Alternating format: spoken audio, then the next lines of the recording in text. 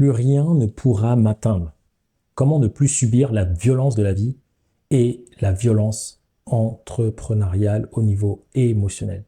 Peut-être que tu regardes cette vidéo, toi aussi tu en as marre de subir des critiques, des imprévus, des échecs.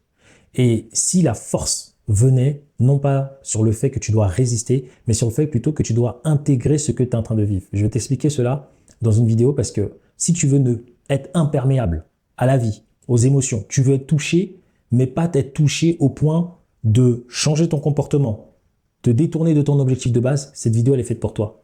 Si tu es une entreprise, si tu es un entrepreneur et que tu fais face à des hauts, à des bas, à des tempêtes émotionnelles, sache que la vraie force pour toi ne vient pas de l'extérieur, mais de l'intérieur.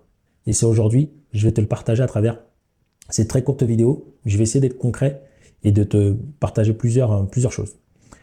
Donc je vais essayer de penser en même temps à moi et à comment en fait on fait pour traverser tout ça, parce que ce n'est pas évident d'être entrepreneur, ce n'est pas évident de lancer son entreprise.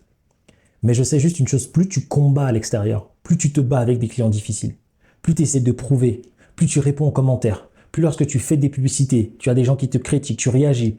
Là, je suis en train de faire plein de vidéos. À chaque fois que je pose les vidéos, certaines percent pas. Il y a des gens qui s'abonnent, il y a des gens qui se désabonnent. Il y a des clients qui sont heureux, qui explosent leur objectif. Au même moment, il y en a certains qui explosent, d'autres en fait n'explosent pas. D'autres ont du mal à y arriver. Tu rajoutes à ça tout ce qui se passe au niveau personnel. Peut-être que toi, tu as l'URSSAF. Peut-être que tu as tes aides qui vont bientôt finir. Peut-être que tu es une grosse entreprise, mais tu ne génères pas assez de profit. Et tu te dis, mais comment faire pour ne plus être perméable à ça? Pour ne pas tomber, pour ne pas finir en burn-out? Eh bien, le secret, c'est que tu vas devoir te créer un espace à l'intérieur de toi. Avant de répondre à chaque difficulté de ta vie, fais une pause. Respecte ton intérieur. Lorsque tu sens que mentalement tu es à fond, émotionnellement tu es à fond, ça va te créer un monde. Tu vas percevoir le monde comme si ta vie est en danger.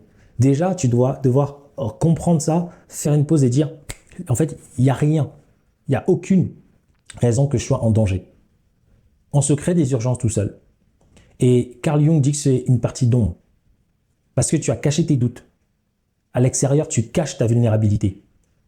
Et donc, tellement tu la caches, c'est en train de t'exploser littéralement à la gueule. Et si tu veux être imperméable à ça, tu veux être humain, c'est-à-dire on veut ressentir les émotions, mais on ne veut pas que les émotions nous fassent devenir des personnes qu'on ne souhaite pas être. Et dans ces montagnes russes émotionnelles qui vont t'épuiser, tu vas devoir juste accepter. Tu vas apprendre à accepter ta colère, à accepter ta frustration, de laisser ces émotions surgir. En fait, dès qu'elles surgissent, c'est désagréable, donc on pense à autre chose. Non, laisse-les sortir. Tu vas voir que quand tu les laisses sortir, elles ne restent pas aussi longtemps que tu ne le penses. Et lorsque tu as de la colère, demande-toi quel est le message de cette colère. Et tu verras que derrière il y a la colère, il y a un message. Est-ce que tu t'es respecté? Est-ce que tu t'es pas respecté? Est-ce que quelqu'un à l'extérieur a dépassé tes limites? Est-ce que tu t'es écouté? Et plus tu vas voir tes émotions comme des signes, des messages. Imagine comme quand tu es en train de conduire, il y a sur ton dashboard là, sur ton tableau de bord, tu as des émoticônes qui s'affichent pour te dire, il y a quelque chose qui se passe. Tu dois vérifier ça avant que ça explose. Donc prends le temps de regarder les signes émotionnels. Et moi aujourd'hui dans ma vie, j'ai traversé énormément de moments et mon but c'est pas de te raconter ma vie, etc. Mais les clients, certains clients le savent, mes proches le savent, ma famille le sait. Et pour pouvoir être là devant toi, c'est qu'arrivé un moment, même si au début tu essaies de cacher tes émotions, ça va t'exploser à la gueule. Même si tu essaies de tenir, ça va t'exploser à la gueule. Je n'aurais pas pu être devant toi comme ça si j'aurais caché mes émotions. Si j'étais pas perméable. Et je répète, cette vidéo elle n'est pas faite pour te dire ne ressens pas d'émotions, c'est pas ça. Au contraire, il faut que tu fasses une pause et que tu écoutes ces émotions. Tu leur demandes la parole. Quand tu es en colère, dis pourquoi suis-je en colère? Qu'est-ce que cette colère-là veut me dire sur moi? Veut me dire sur quelque chose peut-être que j'ai pas écouté, j'ai pas aidé, j'ai pas apprécié. Quelles sont les valeurs que je n'ai pas tenues vis-à-vis de moi-même? Et quelles sont les limites que je n'ai pas partagées? Et petit à petit comme ça, tu vas apprendre à dealer avec tes émotions, tu vas voir qu'elles ne sont pas ni bonnes ni mauvaises. Elles sont juste un message qui vont te permettre de te voir dans ta complétude. Tu peux pas seulement être une bonne personne, tu ne peux pas seulement être une mauvaise personne, tu dois être les deux. Et si mentalement tu intègres ça, intègre que parfois tu auras des hauts, parfois tu auras des bas, mais en fait, les hauts et les bas émotionnels ne définissent pas qui tu es au fond. Il y a la personne qui ressent et il y a la personne qui sait qu'elle ressent. Ça fait 3 niveaux. Il y a toi qui ressens les émotions, il y a la personne qui sait qu'elle ressent et il y a la troisième personne qui sait qu'elle ressent. Celle-là, elle est toujours la même. Elle est toujours la même.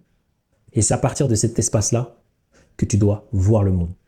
En te disant, oui, ma réalité peut être bizarre. Mes émotions peuvent être bizarres. Lorsque mes émotions sont observées, le lien, il est fort. Mais la dernière, celle qui regarde tout ça, elle est calme, elle est zen. Elle se dit, ok, c'est dans cet espace-là où tu peux réfléchir. Tu peux voir, ok, celle-ci, qu'est-ce qu'elle a? Elle a peur parce que l'émotion, elle est trop forte. Mais qu'est-ce que l'émotion veut dire? Ok, l'émotion veut dire que dans notre environnement, qu'est-ce qu'on n'a pas respecté en nous? Ok, déjà en nous, comment on remet les liens? Une fois qu'on met les liens en nous, comment on peut les exprimer maintenant dans notre réalité? Et qu'est-ce qu'on peut faire maintenant concrètement en termes d'action? Et j'espère que ce que je te partage, c'est assez concret. Si tu veux plusieurs exemples, souvent je le partage à mes clients en coaching, je prends tes études de cas. En fait, j'aime bien les prendre en études de cas parce que c'est plus concret. Mais je voulais quand même en parler sur ma chaîne parce que ce sont des sujets sous-estimés, clairement. Et sache que si ça t'intéresse, tu peux aller ici, déposer ta candidature et regarder notre programme d'accompagnement où on pourra voir toutes ces parties-là ensemble. Et puis derrière, si ça t'a plu, tu peux regarder aussi nos témoignages, tu peux regarder notre formation et il y a plein d'autres vidéos sur la chaîne, donc n'hésite pas à aller les regarder.